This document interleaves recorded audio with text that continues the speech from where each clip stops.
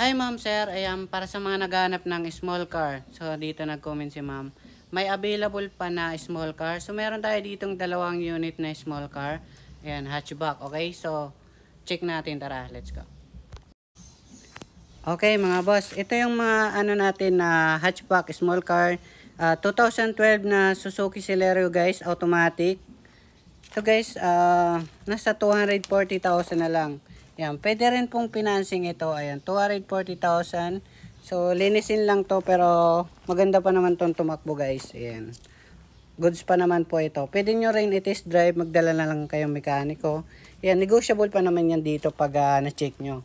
Meron pa tayo dito yung Hyundai Ion manual guys. Ayan, manual transmission lang siya. Ito guys, 185,000 na lang. Yun, tama yung narinig nyo, 185,000 lang talaga siya. Ayan. Ayan, para sa mga naghahanap ng small car, hatchback lang pang service nyo, ay negotiable pa yan, okay? Sa 185, may bawas pa yan, okay? Ayan, napakamura na yan guys. So, pasyalan lang kayo dito. Para sa may mga katanungan naghahanap ng L300, mga crosswind to 7 to 10 seaters guys, mag-budget lang kayo mga 330,000 pataas. Ayan, meron na kayong 7 to 10 seaters. Gusto nyo ng van guys, meron din tayo dito 2018 model na Transvan 15 seaters. Ayan, nasa 430,000. Ayan, tapos negotiable pa, okay?